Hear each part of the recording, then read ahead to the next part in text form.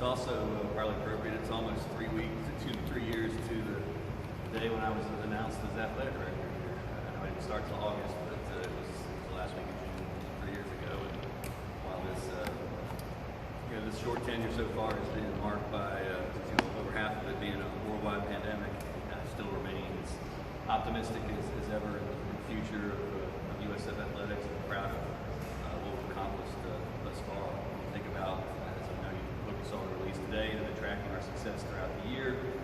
It's interesting to juxtapose this great success and the tough times that everyone has had in this world and in our country. And just makes you all the more proud about the accomplishments of our young people here at USF in terms of what's taking place.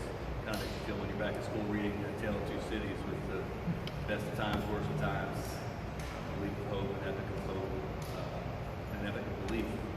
And that's something that we heard me say many times. We at USF Athletics believe and believe, and it's been a great year to accomplish many things under the circumstances.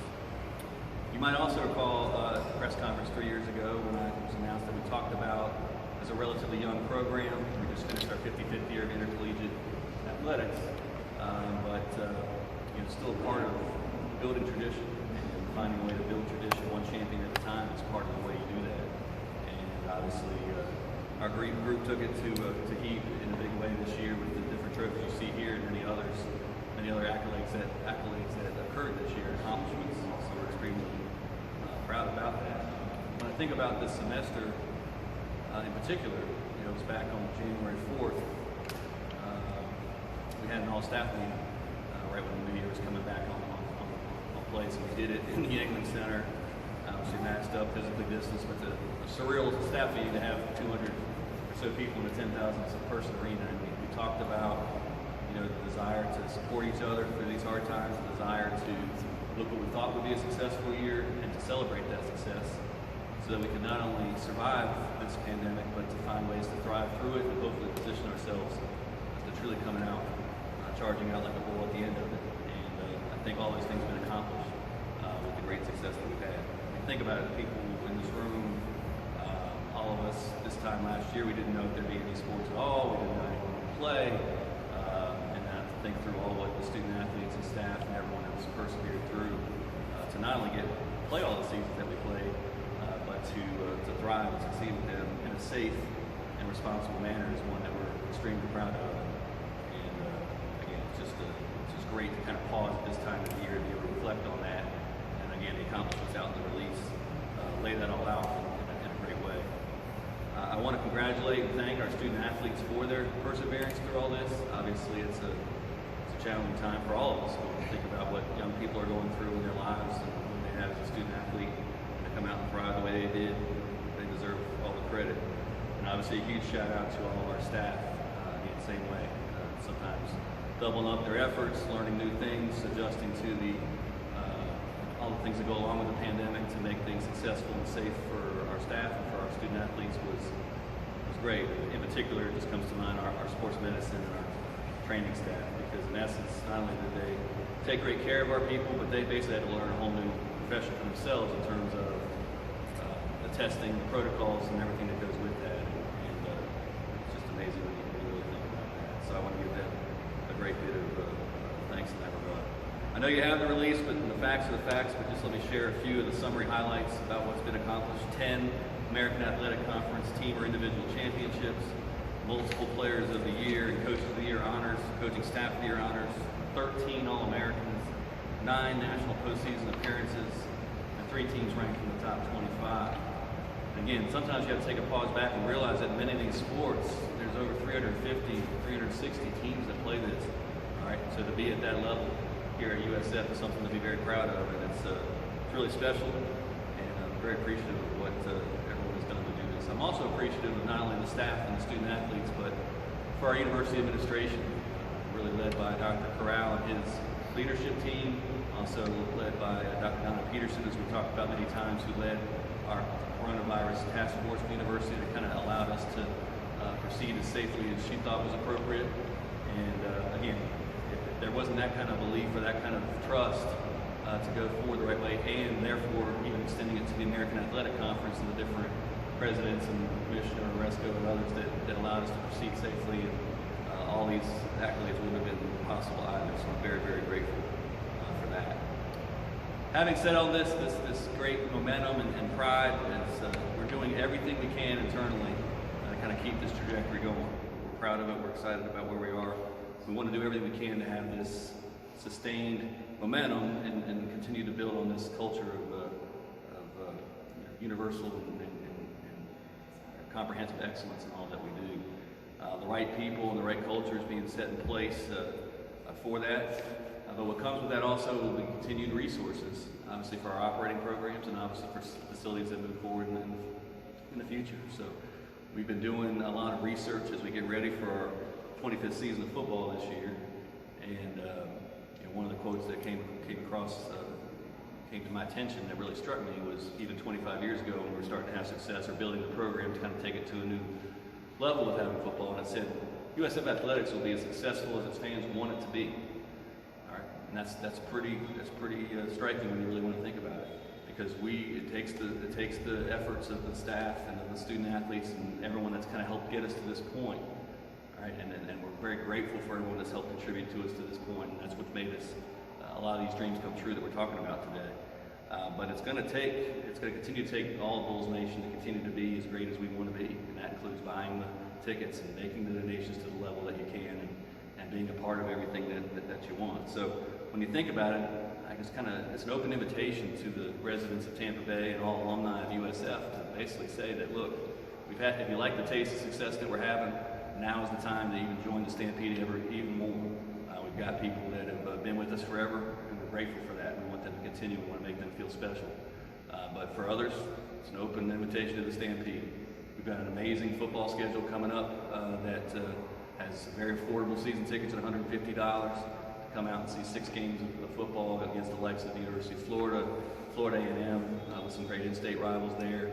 We've got obviously a great conference slate that our American Conference has gotten better each and every year. We've got the defending champions in Cincinnati coming to town. Houston's coming to town. So great, affordable family entertainment there. We've got, in my opinion, one of the finest basketball venues in the country, quite frankly, in terms of playing college basketball. We have 2 exciting teams. We've got one championship team, obviously, from last year. And with the recruiting that both programs have done, the future is bright there.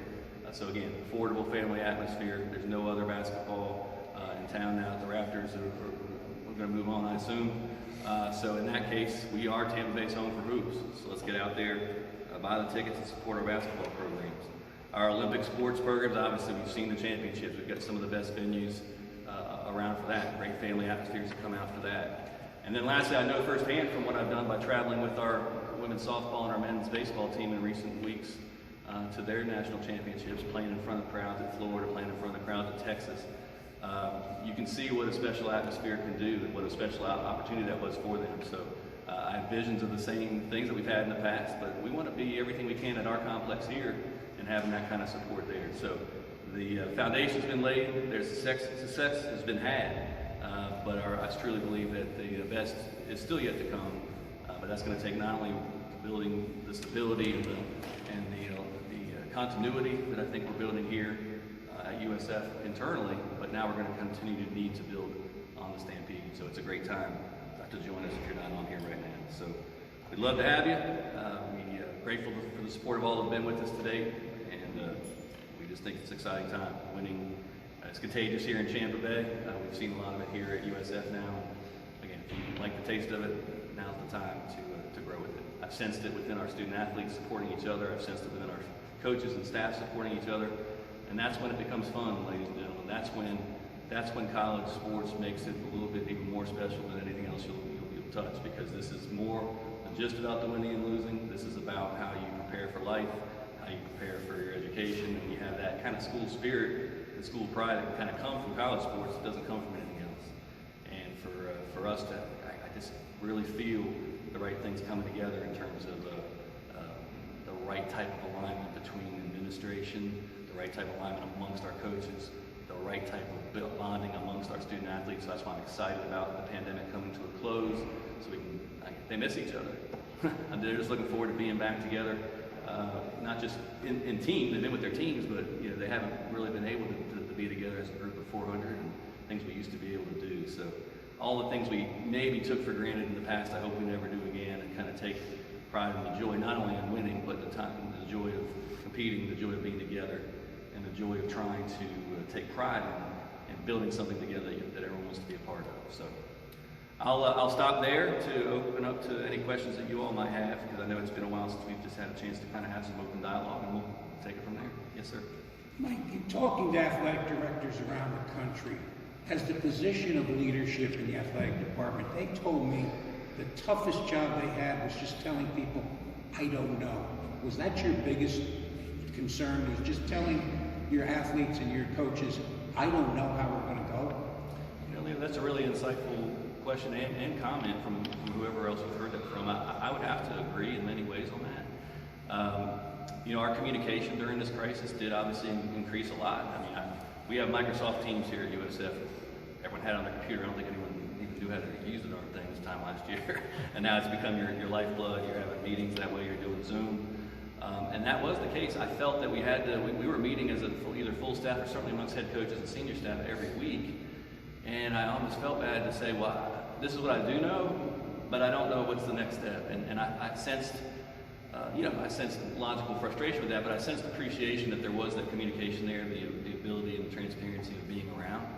And we worked through it together. And that's the same thing's going to kind of happen, I think, with some of the issues that are non-health related, but more in the NIL and other things are going to happen. That's where, as we embark upon that, we've got a lot of tools and things in place. But as I've talked to even some of our student athletes, like we're going to provide you the tools and opportunities to succeed with this, but we're all going to be kind of learning this together. But just know that we've got your back, and we're doing some good pre-planning for it. But I think that's a really good point. I think it's been so when you are confronted with those questions, Leo, you have to be genuine, authentic, and in our case, we could be, frankly, vulnerable. It affected all of us in terms of the tough times that we had as a staff, and we worked through it. But I am proud, as I mentioned in the opening statement, of how we came through it together. How everybody believed and trusted in each other, and we learned what we needed to as we went on. And that takes listening. Yeah, it took listening to what did the student athletes want. It took listening to what were their concerns.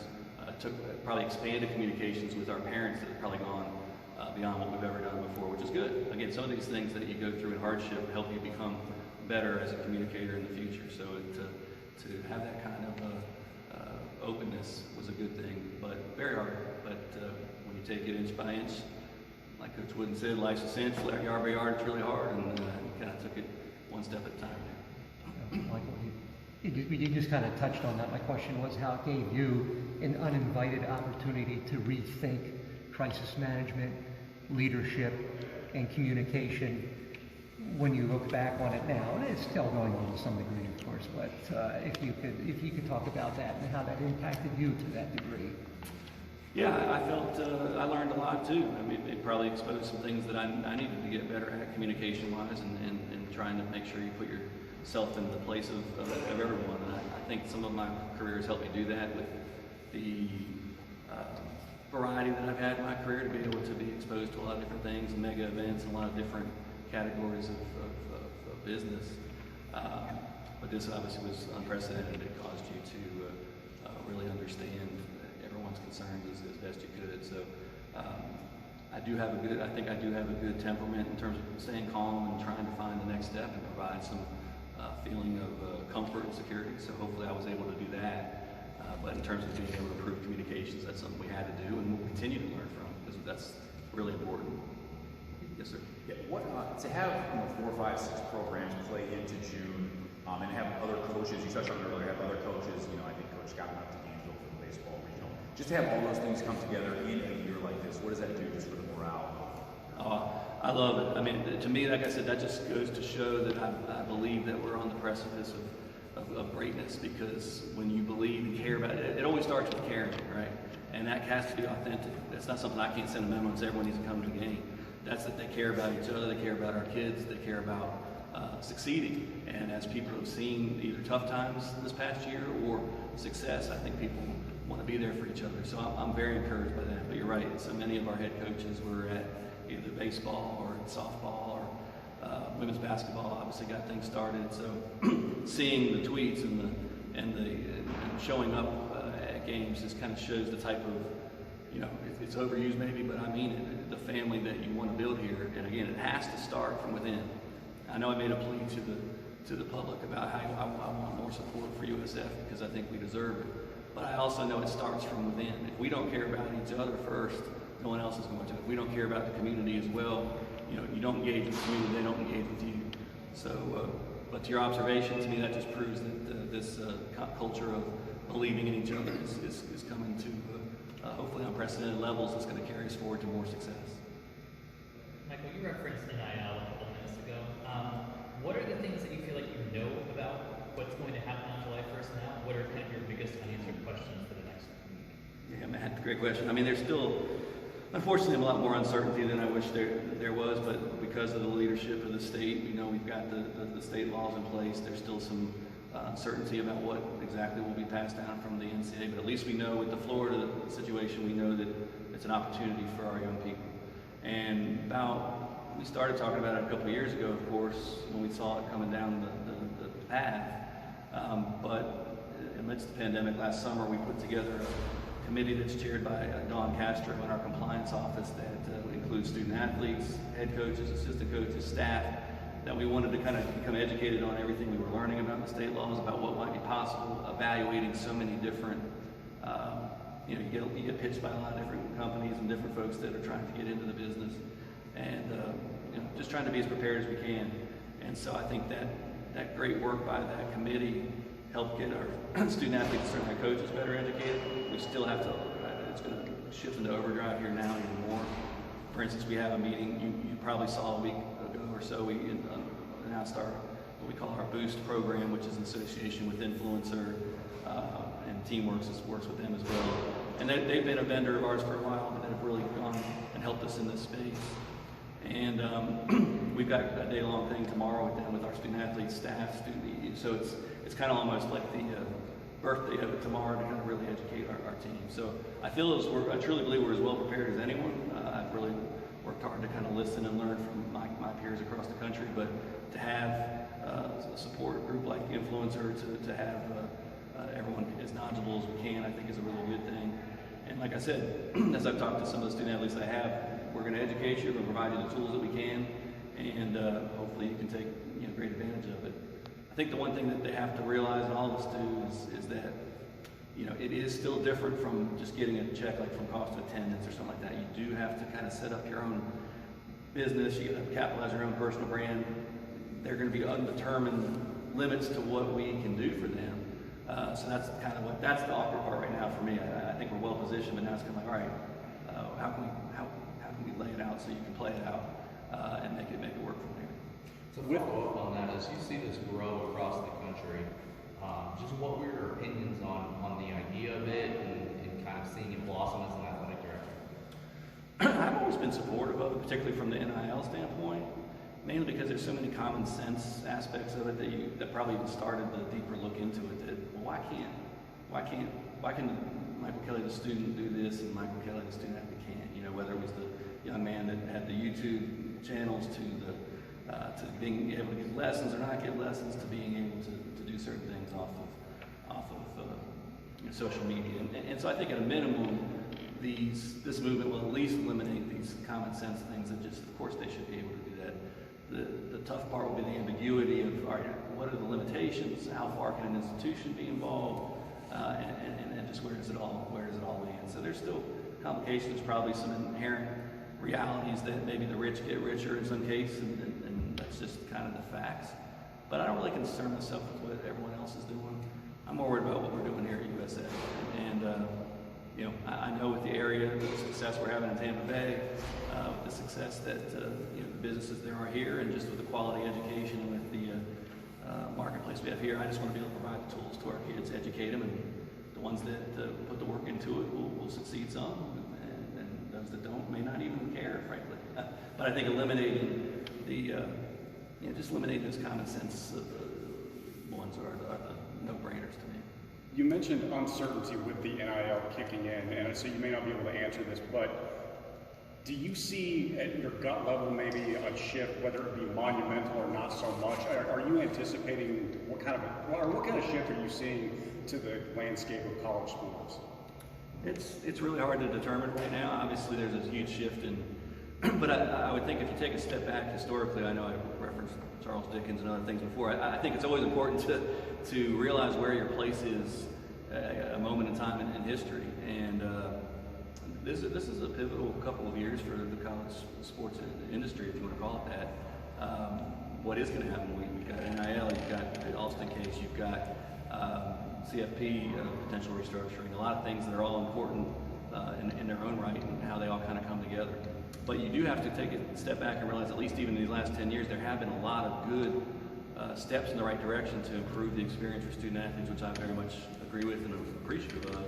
And that started with, limiting hours, a couple of years ago when it was kind of limiting to the 20-hour work week, expanding cost of attendance to be able to provide more resources beyond the full room and board. And now it's the next logical step is NIL, and then whatever other educational benefits can be provided now that the Alston case has come down. So the only reason I say it's uncertain is that you just don't know, where there can't be a cap from that Supreme Court deal now, but you just don't know what that means someone's going to provide.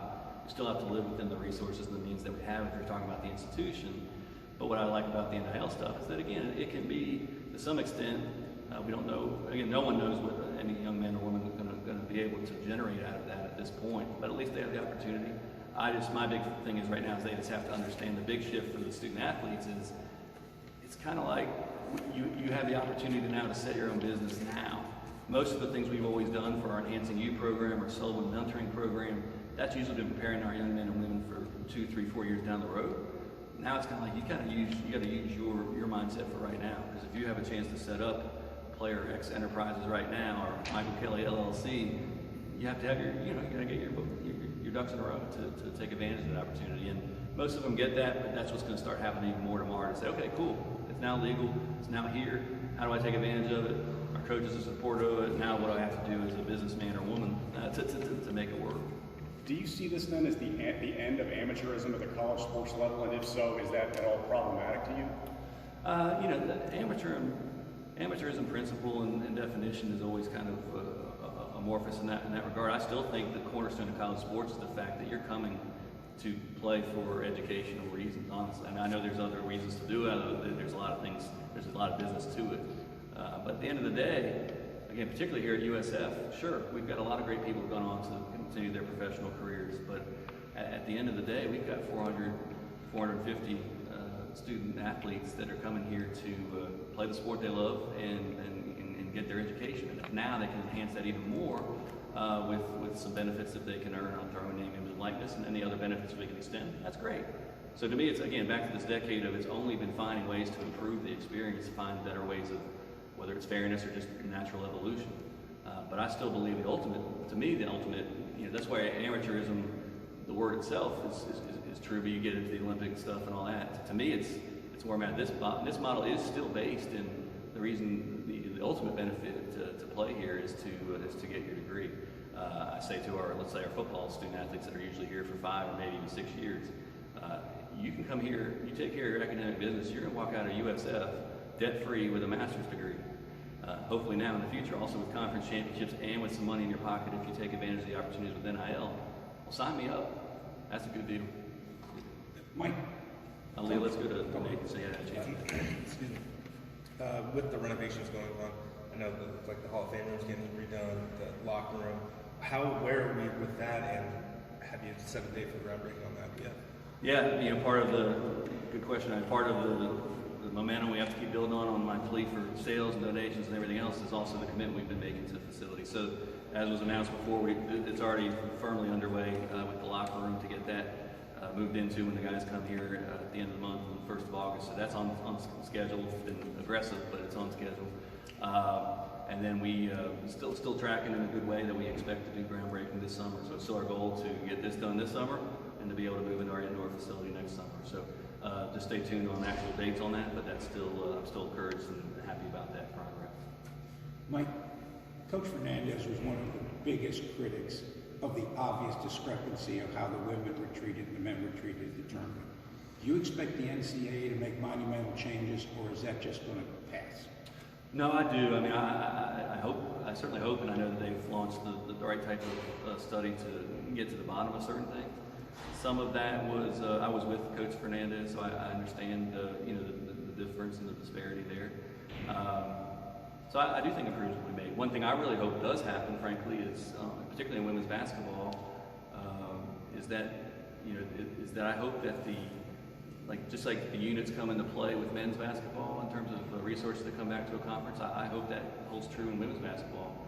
Because quite frankly, I think the more incentives that universities have to invest deeper into their women's sports programs, that makes them take it a little bit more seriously, and it makes it might be a great incentive. Not that shouldn't happen anyways to make it equal, but I just think that could be another great expansion of the type of support and success that women's sports deserves overall. When you see the popularity of numbers both on the women's basketball tournament and women's softball in particular, you know, it just shows that there needs to be greater investment. And based on why we're here today, you can see a great many of our sports have been from success from our women's sports, and I believe that we invest in them appropriately and continue to support them. And to me, again, it's all about the building of the USF Bull U brand. And to me, these trophies are going to breed other success. And to the question from the gentleman in the back earlier, that becomes contagious. Every coach and every student athlete wants a piece of that. And then this Bull U stands for what we want it to nationally, and it's already helped us. I think you walking around the streets of Austin and other places, people, Gainesville, they recognize the Bull U and they respect it, and we want to continue to build on that respect.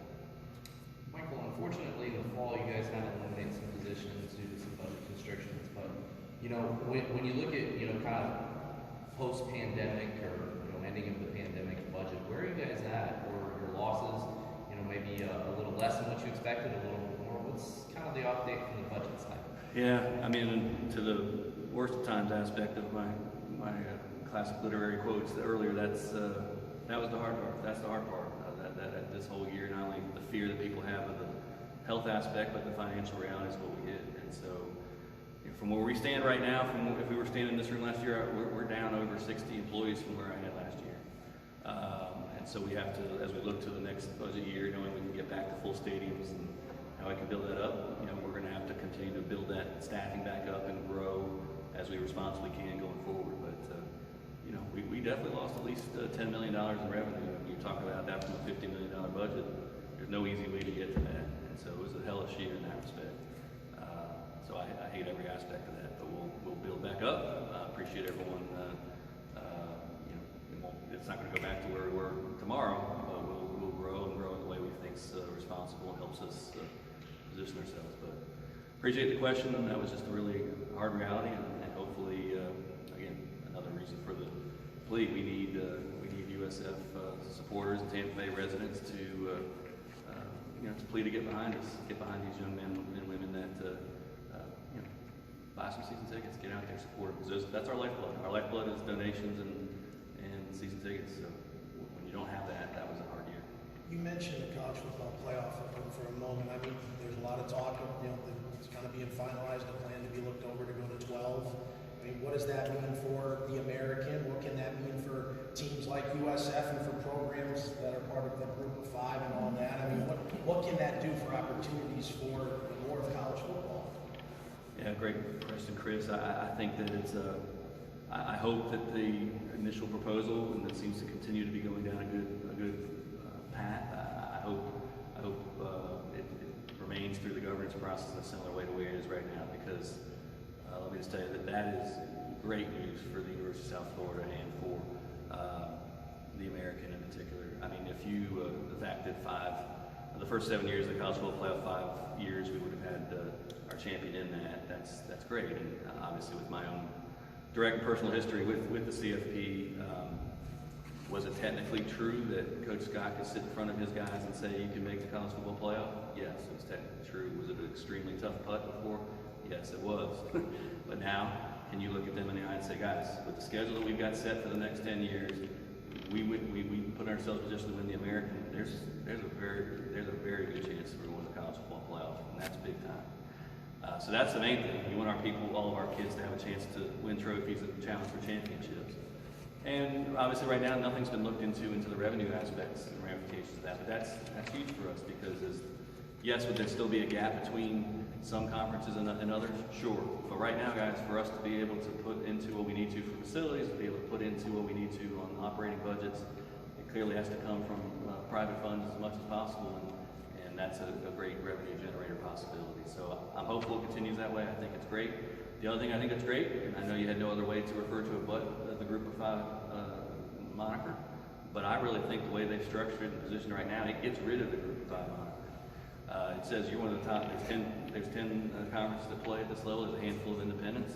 It gives 6 at-large possibilities. It gives the top 6 ranked champions of whatever you want to call it a chance. And so that's the best thing too, because that was kind of a moniker developed out of a lack of any other moniker to have, quite frankly, and it shouldn't exist. And certainly it shouldn't be a stigma, especially when you've had the type of success that the American has had over the past couple of years. How much do you expect for Commissioner Resco and them to say, hey, we want a guaranteed position, we want to make sure our champion is in it? Yeah, obviously, commissioners and everyone had been pushing very hard, had been pushing the P6 narrative for a long time, and I think there's facts to back that up. But even now, if you can get rid of anything about P5, P6, whatever, it's more about, hey, there's 10 conferences that play FBS football at this level, and you go out and compete and in this great. I'm a big advocate for getting rid of that moniker altogether. Michael, as you, I'm sorry. I was just going to call out, when you were at the CFP, how realistic did you view the possibility of expanding to 8 or 9 spot? You know, I always thought it probably would expand eventually. I didn't think it would expand before the current contract was over, and there's a chance that still might not happen. So don't know yet, but you had to kind of look at the history of postseason college football and realize that there tends to always be the next cry for the next step forward. I mean, even with the birth of the BCS, it's hard for me to explain to my daughters who are both teenagers that when I was a kid the writers would just pick who the champion is after 8 games on New Year's Day. You're like, what? So at least the BCS got you to, by some measure, number 1, number 2 played. Then that became, all right, that's not fair. And then it became, how do we get to the next level? So then you went to 4, and so whatever the next step is. But 12, based on what everyone's dealing with, I think is the right next step. And certainly from our vantage point, I think it's great news. So I really hope that continues in that regard. Michael, I know you want trophies for all your sports, and you've got quite a collection here. But the highest profile ones that you have, football and men's basketball, how would you assess their progress to putting a trophy up there? Football, obviously with the pandemic, dealing with that, and a lot of changes in men's basketball, a lot of players out, players in. Just could you speak about both of those programs and where you think they are right now? Yeah, obviously, I appreciate and like the leadership of Coach Scott and Coach Gregory. I'm confident in our abilities to reach that pinnacle. I think in men's basketball we were on a good success till hitting the speed bump this year. It didn't quite measure up what we thought we would this year, but I feel with the recruiting we've done and as we move forward, we're going to be well positioned in that. I think our league's very good, and hopefully our league gets more respect on the basketball side, so we can get more teams into the NCAA tournament. And I think it's all kind of a collective process of our doing our part and the rest of the league getting better. I think the league's already gotten better in the American football side, so that's why we're trying to, in essence, catch up after the last couple of years. And again, I believe with every fiber in my being that Coach Scott is going to lead USF to a conference championship. It's just a matter of when. I just believe it with every aspect of my heart. It's been a tumultuous couple of months for men's basketball. The results of the investigation came out last week. I know you had a statement out. How do you feel that everything kind of played out since March and where the program's heading into the future here? Yeah, obviously we provided all the aspects of the report, and it's pretty clear in terms of what we evaluated and the actions that we took. As I've talked about throughout this press conference and beyond, that we want a culture here that everyone believes, that everyone feels good and feels great about moving forward. And I think that we will do that and have done that throughout our process. And I know that the staff we have in place and the staff that will come in will continue to get us back on track and lead us to where I expect us to be in men's basketball. So I feel very good about that going forward. Mike, football was the guinea pig in terms of the COVID protocols. We would get on Zooms with Coach Scott, and he just looked like he was at the end of his rope. Were there times you just had to go in and say, hey, Coach, we understand, get through the year, we'll reset and start next year? You know, I've never said that directly, but I did say that to all of our head coaches. There's one meeting last year where I did say, guys, ladies, this is about taking care of getting us through a crisis. This is taking care of your young people, communicating with your parents. Do I want to win every game? Of course. Do you inherently want to do that? But right or wrong, I told them that should be your focus, and that's what we did. And I think it'll make us all a little bit better because of it. Because I think the kids have felt that they care. I think the parents that are with our programs now feel that care. And we're trying to build a vibe here that people want to be a part of USF athletics. They can't wait to be a part of what's being built here and what's being built in Tampa Bay in general. So there's always a lot of tentacles out there, particularly in the pandemic, but it's just appreciate everyone's patience and just know that it can't be done overnight, but it does come from consistency, and it does come from the center of it being caring about things, caring about doing things the right way, caring about each other, and caring about winning. So all of it comes into play. And I continue to believe that as unfortunate as this year has been in many ways, with what we're all been dealing with as citizens of the world, that we're getting stronger even as citizens of the world, but I think in particular here at USF Athletics. Michael, the transfer portal is becoming a very, very busy place. And, to some degree, there's always going to be student athletes moving on, but at some point it's got to be taxing on administrations and coaching staffs. What can be done? It is taxing, and I think the main thing I can say, and I do try to stay calm all the time, as I told you before. You have to realize that is going to be a fact of life moving forward. There is change. There's change coming up with NIL. There's change coming with whatever comes with that, and with the transfer portal, with particularly the sports that now have it more opened up now. Do I think it'll always be as big as it was this year in terms of numbers? I hope not. I think this year's a little bit expanded upon because of not only the newness of the 1 year, but also the extra year of the COVID eligibility. So it's kind of a convergence that kind of probably made it a more massive perfect storm in that regard.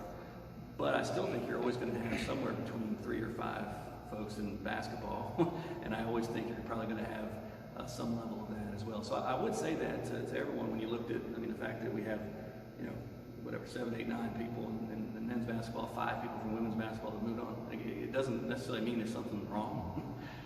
It is now the reality of people taking a look at things. And really, every young man and woman, I think, has a different reason for it. And you kind of you try to dig into each one and say, all right, why are they leaving? Is it about your program? Is it about them? Because we want to help them as well as you can as well. But the days when I sat in my living room as a young man in Maryland and could name the starting 5 of every ACC and Big East team for 4 years in a row are long, long gone. So that's just a reality that we all have to accept. And but again, I do think it's always going to be a fact of life with some turnover, no matter what, because people can find a new opportunity. They can find more playing time. You just don't know what motivates that person. They're not always running from something. Could be running to something, but you better. It's because and to your point on how do you adjust? Well, I think as our men's and women's basketball program have already shown this year, it's looking a lot more transfers. You're using your relationships with those coaches a lot differently, and obviously I think as you've seen from our football recruiting, a lot of it's shifted as well to find the right balance between high school prospects and then transfers from other institutions. So it's a whole new world, and you got to just change to what's best for you in your situation. So I think our coaches are adjusting well to it. Do you have a favorite conference championship? Is it the 3 that you beat Central Florida for, or is it the other ones? I love all our championships equally, but yes, those were pretty special. Was there one that was I know women's basketball had the month-long layoff. Was there one that maybe we don't know about that was just, it seemed like a little bit harder due to extenuating circumstances, COVID, anything that maybe we didn't know that kind of propelled that team forward?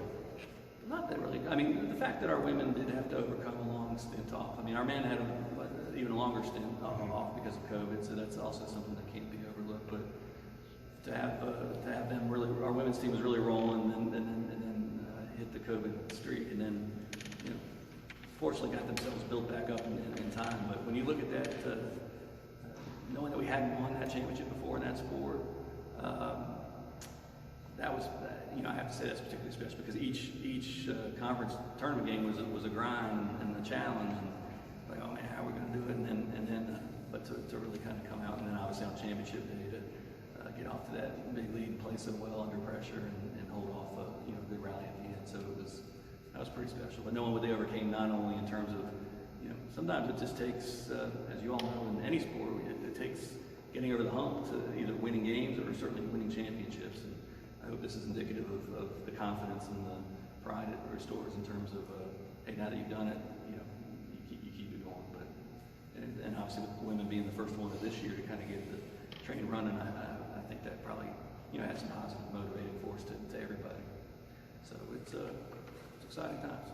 On the issue of COVID, in terms of protocols this year, I know Jeff had mentioned before going off to summer break that he wanted to try and get guys vaccinated. I know medical involved for all that, but is there protocols in place? What has there been like in terms of providing vaccination opportunities for the student athletes so that they don't have to go through those layoffs? Well, maybe you can address that.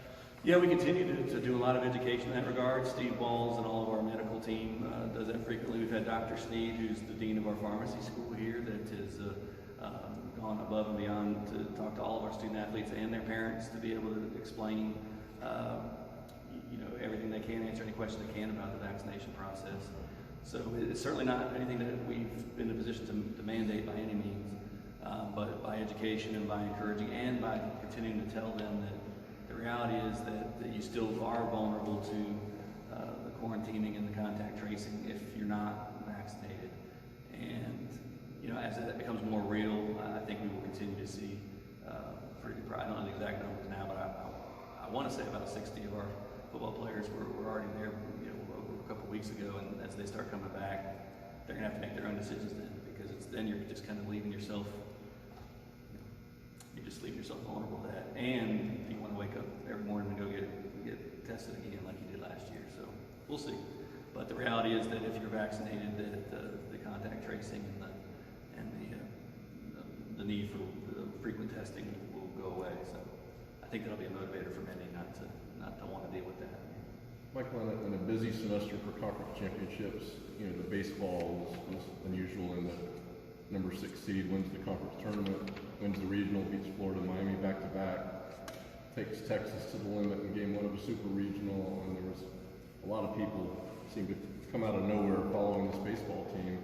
What kind of feedback and perception help did that provide, that particular run that baseball team had? Yeah, I think all the championships provided a nice boost and awareness, but it did strike me that the baseball, maybe because it was out of surprise or maybe just the great exposure that it receives on television, really seems to get a lot of comments about that, and it was just a great run. Nate said that we wouldn't finish last when it came out. So I told you. But it's guaranteed it. But that was just a great run, and it just to have them have that experience and we didn't they didn't backdoor anything into getting to the super regionals, to beat Florida, Miami, to beat a good South Alabama team, to be the only team in the state of Florida to advance to the super regionals is pretty special. So it's something. Now, again, my caution to everybody is that great show we could accomplish. That was an awesome achievement that team had, but now's the time to, okay, where else do we need to get better? It's certainly nothing to get complacent about. We're proud of it, we're excited about it, but now we need more support. And when I saw the kind of support that exists at Florida Ballpark and certainly at Texas, it's just, okay, just having the fans back, which we couldn't do because of COVID this year, and then hopefully with the respect that people might have for the program now, I hope to see much bigger crowds at all of our sports next year, particularly at baseball and softball, the kind of success that they've had. Time for one more. Michael's got a downtown date he's got to make. Good? I appreciate it. Thanks, everybody. Thank you, guys. Thank you.